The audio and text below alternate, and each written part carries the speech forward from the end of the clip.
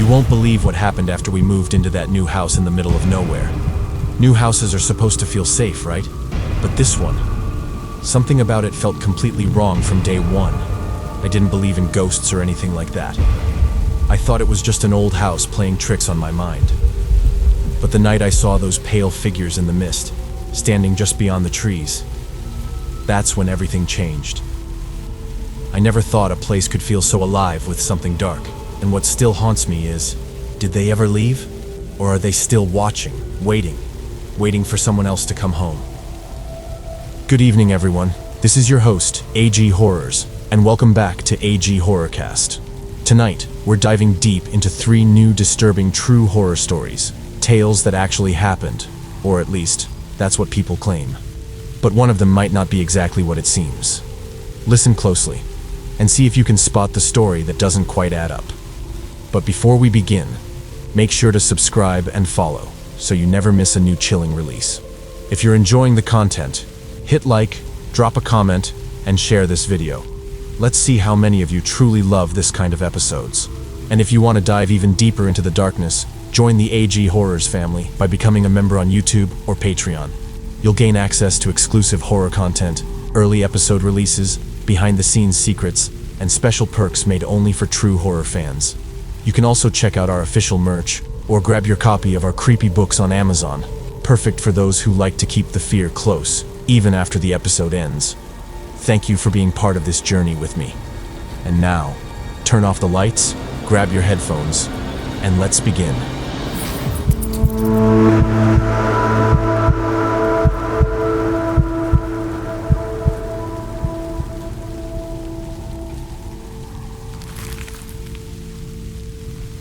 I didn't buy the house because I loved it. I bought it because it was cheap and hidden. Cheap enough that the bank didn't bother sugarcoating the listing, and hidden enough that I didn't think anyone who knew me would ever accidentally drive past it after the separation, after the job fallout, after everything. I wanted somewhere far away from the rest of my life.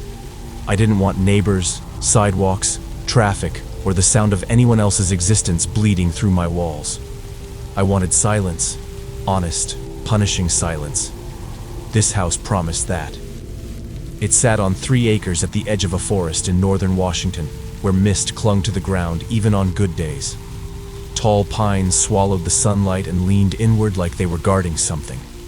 The listing photos made the place look rustic and peaceful. In person, it looked like a film prop someone forgot to tear down. A sagging wooden structure with bowed boards and a porch that creaked when the wind hit it.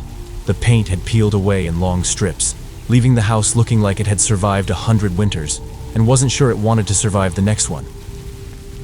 But I convinced myself that the ugliness was character. I told myself all starting over places look ugly before they look like home. I moved in the first week of October. The air smelled cold enough to sting even at noon, and the forest had a strange way of buzzing whenever the wind picked up. Not like leaves rustling, but like dozens of faint, overlapping hums. I assumed it was something with the pines. Some effect of the way their needles vibrated. The first night I told myself the house felt old. Not unsettling, not wrong, just old. But as I lay awake staring at the ceiling beams, it struck me how aware the silence felt. Not empty, watchful. Even the refrigerator sounded cautious, humming in small, timid bursts, like it didn't want to break the quiet. I figured I was jumpy from stress. New house, new environment, new everything. It didn't take long for the noises to start.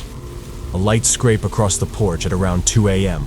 A thump in the hallway, soft, but slow, deliberate.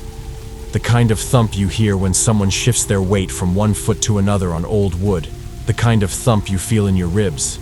I told myself it was the house settling, or animals, or the loose gutter I'd noticed earlier. But on the second night, something jolted me awake. A yell.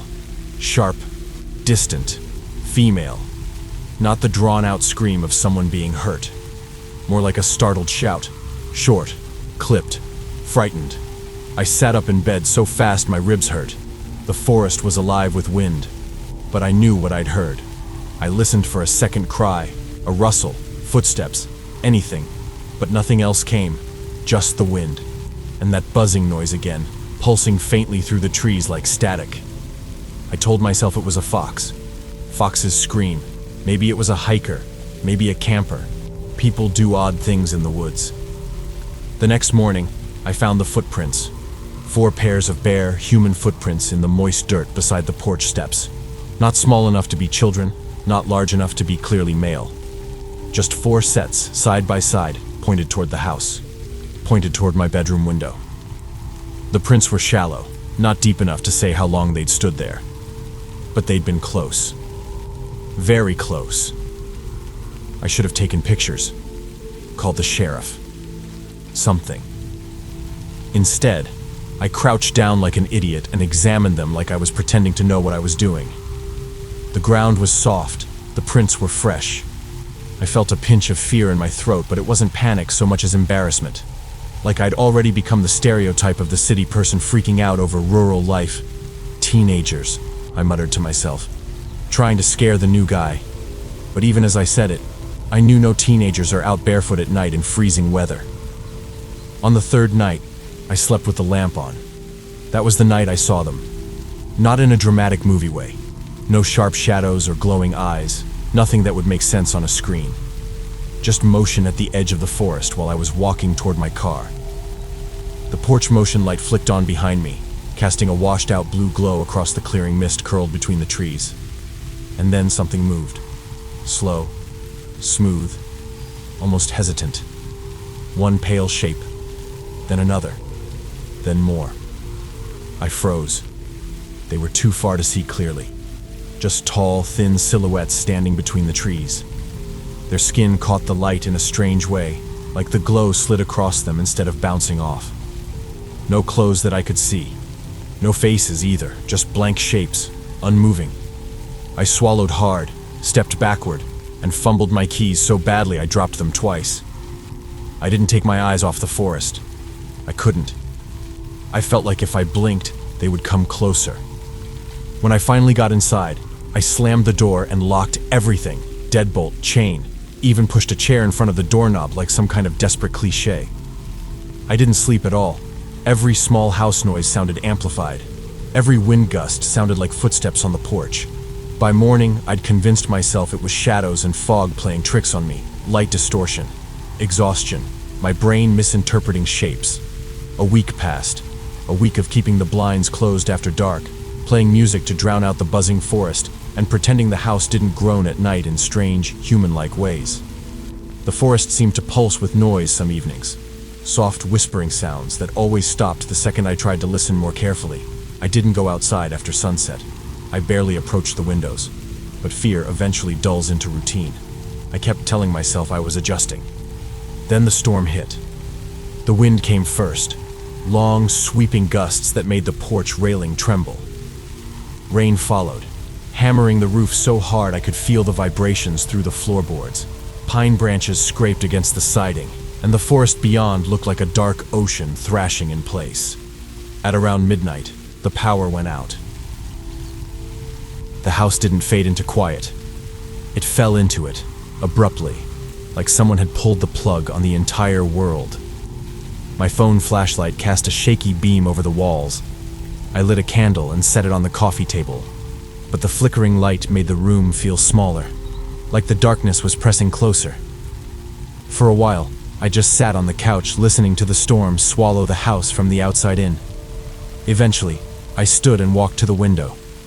Not because I wanted to look outside, but because the pounding wind made me feel trapped, boxed in. I thought maybe seeing the storm would make me feel less enclosed. I lifted the flashlight and angled it toward the glass. That's when I saw her. A woman stood in the yard, maybe 15 feet from the window. Light skin, soaked hair glued to her cheeks, clothes torn and clinging to her body. Her eyes were open, too wide, too fixed. Her mouth hung open in a shape that should have made sound, but nothing came out. At first, my brain scrambled to interpret her as a person. Someone injured, someone who needed help, someone who had been caught in the storm. I whispered, "Are you okay?" before I could stop myself. But she didn't move, didn't blink, didn't breathe.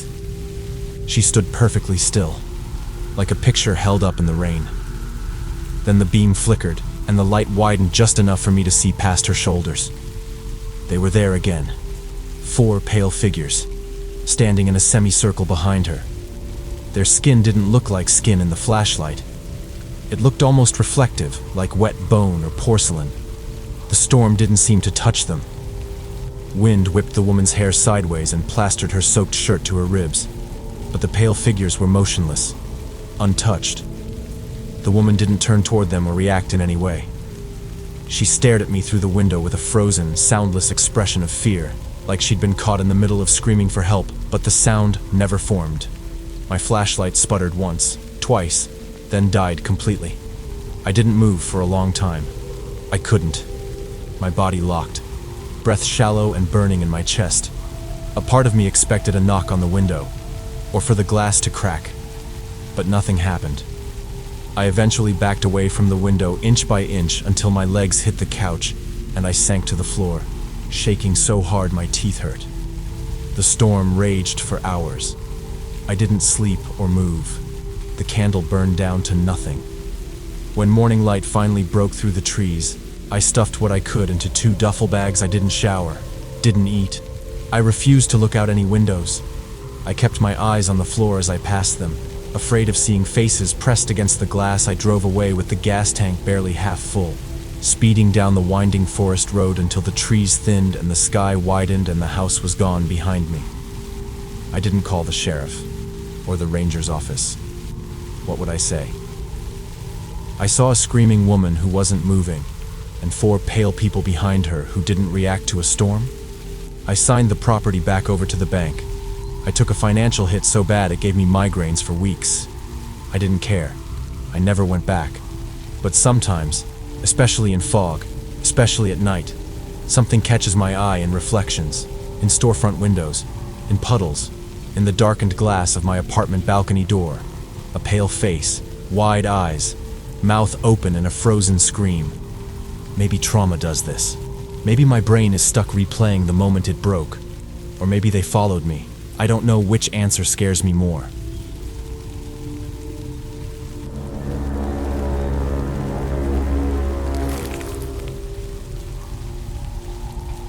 For as long as I could remember, the house across the street wasn't just empty, it was ignored. People avoided looking at it the way you avoid looking at a sick animal on the side of the road. Each year the wood curled deeper, the paint flaked like old scabs, and the porch dipped another inch toward the ground. It didn't feel abandoned because of neglect. It felt abandoned because no one wanted to claim whatever sadness lived there. Then one morning, everything changed without warning. I woke to the low rumble of engines and the metallic clatter of truck doors. A cleaning crew unloaded boxes of equipment, followed by workers in different uniforms. Electricians, movers, painters, then a team that looked almost like archivists. They carried in heavy antique furniture wrapped in wool blankets, towering wardrobes with clawed feet, velvet chairs that seemed to belong in a forgotten opera house, and ornate cabinets carved with strange floral patterns that didn't grow anywhere in our region. It was too much, too precise. Not the eclectic chaos of real families moving in. This looked curated, like someone was assembling a memory. Every morning before school, I sat on my porch steps and watched the parade of workers. The house seemed to inhale life with every completed repair. They replaced the windows with ones that looked older, not newer. They polished the floorboards until they gleamed like black water, and yet, through all of it, I never once saw the owners. No car in the driveway, no silhouettes examining paint samples, no boxes labeled kitchen or clothes or toys, just professionals, and silence behind the walls. One morning, I asked my dad, who sat with his coffee and newspaper like he did every day, "Do you know who's moving in?"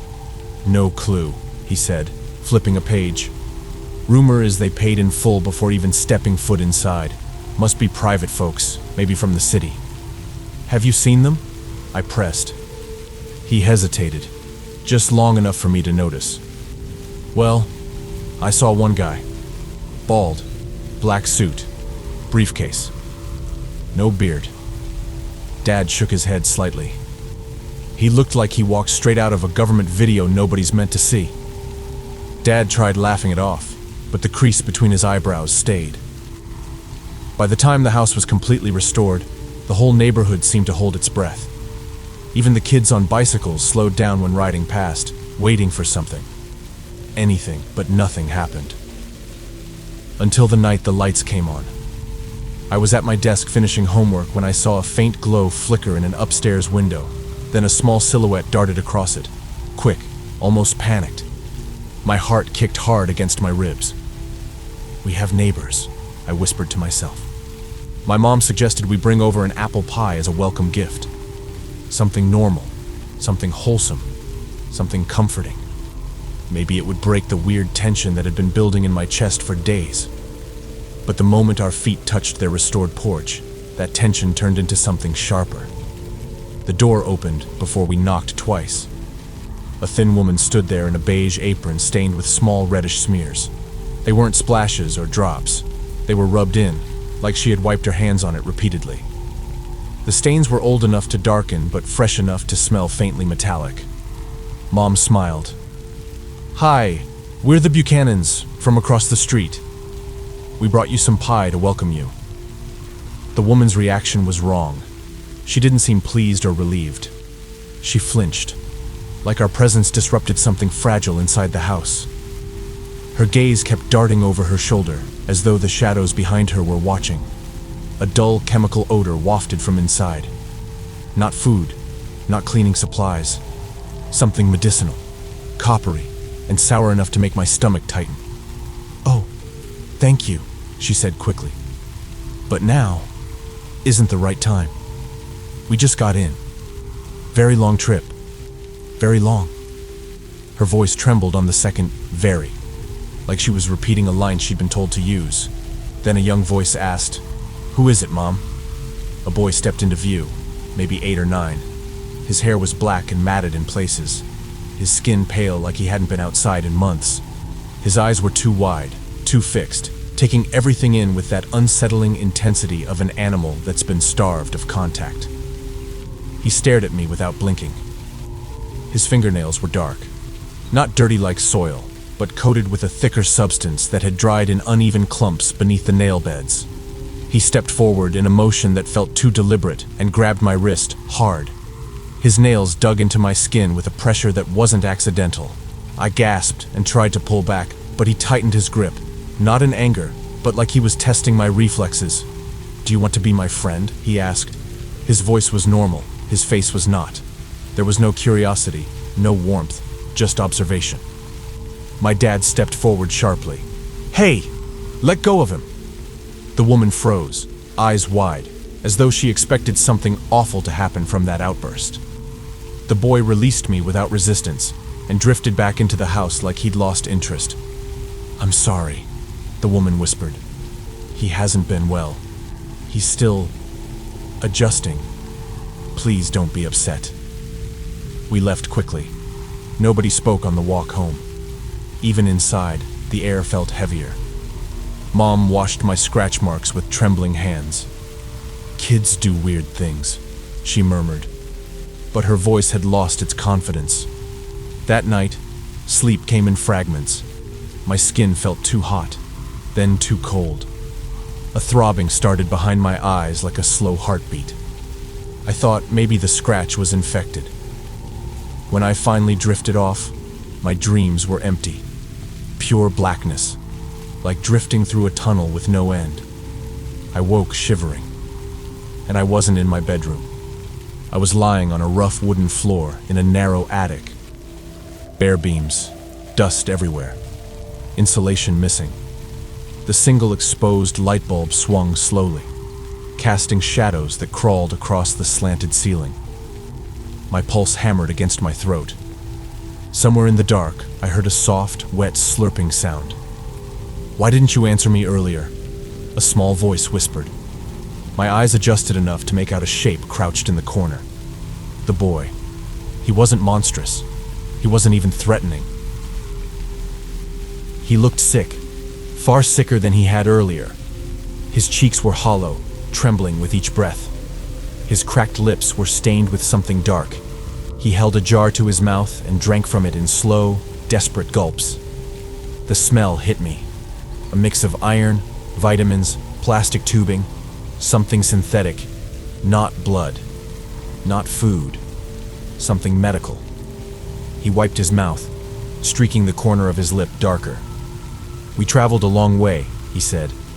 "Mom says I need to make friends. They say I have to learn how. They say this time I need to do it right." He stood shakily, swaying like the floor moved beneath him. "I brought you here so you'd stay. I'm not supposed to be outside during the day. It makes me sick." He scratched at his forearm, where the skin was mottled and bruised. "I'm sorry," I whispered, forcing calm into my voice. "Can you let me go? I won't tell." He shook his head violently. No. If you leave, they'll be angry. They said I ruined the last one." A loud creak echoed below us, the unmistakable weight of someone stepping on the first attic stair. The boy froze completely. "They're coming," he whispered. Something ancient and instinctive in me snapped loose. I lunged for the attic door, shoving past him. His weak grip slid off my shirt. I scrambled down the cramped stairs, banging my shoulder on the wall, knees slipping on the old wood. Behind me, slow, deliberate footsteps climbed after me. I didn't stop to look. The house's layout made no sense. I stumbled into a narrow hallway I hadn't seen during the welcome visit. A side door was cracked open, letting in a thin sliver of night air. I burst through it barefoot, gravel biting into my feet, and sprinted across the street. I collapsed on my own front lawn, shaking uncontrollably. The police arrived within minutes. I told them everything, every detail, every sound, every smell. They searched the house for hours, but the family was gone. Every room was empty, every belonging removed. Even the furniture had vanished. All that remained was the attic. In the far corner, a stained mattress, several ropes bolted to the beams, empty medical jars and tubing, a latch on the outside of the attic door. Enough evidence to prove something deeply wrong had taken place. The family, the Millers, they were later called in official documents, vanished without a trace. No forwarding address, no public records, no fingerprints left behind. The renovated house returned to the market a month later. Its lights stayed off. I never saw the boy again, but sometimes, late at night, I catch myself wondering what he wanted me to become, and who he was supposed to become for them.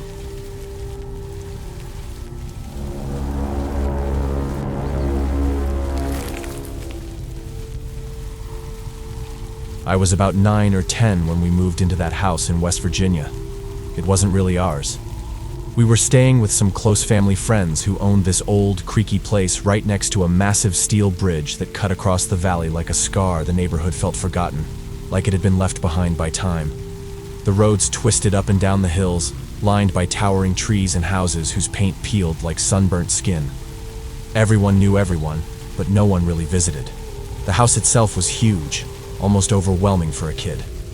4 bedrooms if you counted the office as one, 2 bathrooms, a basement that smelled like damp earth, and an attic that was more a cramped walk-in closet with cobwebs and peeling wallpaper.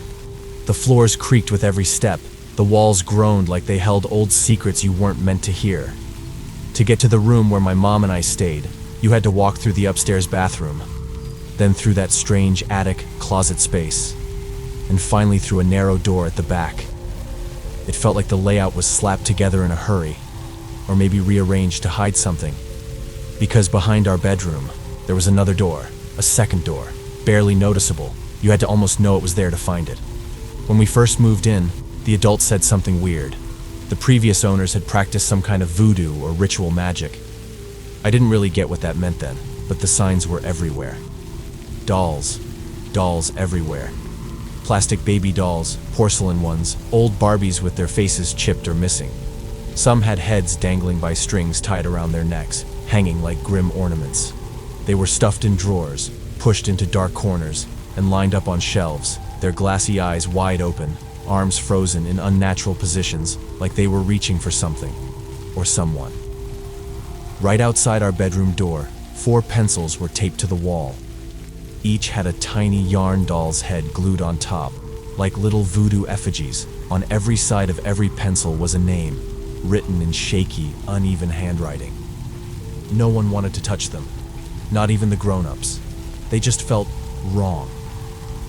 One night, one of the dads, probably thinking he was being practical, tore those pencils down, said it was just creepy junk and nonsense. That's when things changed. The latch on our bedroom door stopped working. It wouldn't stay shut. We didn't have a lock, and I was too small to just close it and be done. So we wedged my baby car seat up against the door, holding it cracked but not swinging wide open. That night, most of the adults went out to a bar, leaving only 2 grown-ups and their toddler at home. I was alone in my room, curled up under my blankets, watching cartoons on my iPad. At some point, the iPad died. I couldn't remember the password to unlock it. The TV wouldn't turn on either. Suddenly, the silence felt thick and heavy. Then, out of nowhere, the bedroom door, held in place by the car seat, exploded open. Not slowly, not with a creak. A violent slam that shook the walls. I screamed and curled into a ball, tears streaming down my face. No one came. Later, the adults said it must have been the toddler. Maybe he'd pushed the door after using the bathroom, but that didn't make sense. For him to get back to his room, he'd have had to run down the dark hallway. I would have heard his footsteps or the baby crying, but there was only silence. After that night, I started noticing little things. My toys weren't where I left them. Stuffed animals were flipped around or missing limbs.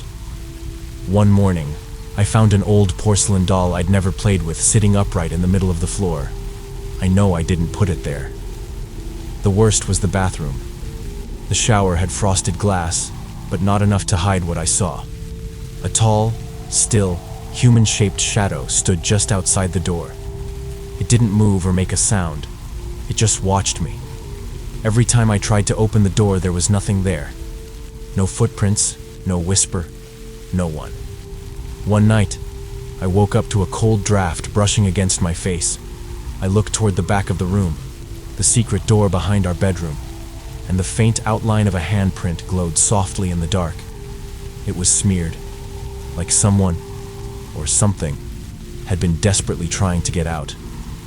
At the same time, my mom and I were fighting more. The tension between the families grew. Words turned sharp, and arguments spilled late into the night. One morning, after a particularly bad fight, my mom packed my bag in a hurry. We left that house without looking back. But sometimes, I still think about those dolls. The names written in shaky handwriting. The pencils with their yarn heads. The door that slammed open, waking me with terror. And I wonder, what did we stir up when we moved in? Did it ever really leave? Or is it still there, waiting behind that secret door?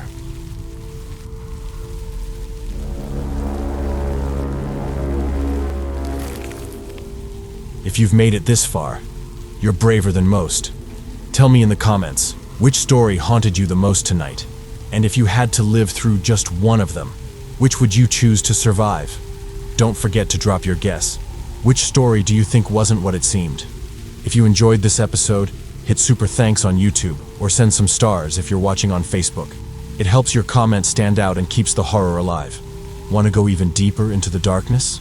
Join our YouTube membership or become a Patreon supporter to get early access to upcoming episodes, exclusive content, and behind-the-scenes horror secrets you won't find anywhere else. And if you want to keep the fear close even after the stories end, check out our official AG Horrors merch or grab your copy of our creepy books on Amazon. Don't forget to like, share, and catch up on past episodes, because the deeper you go, the darker it gets. Until the next episode, stay safe.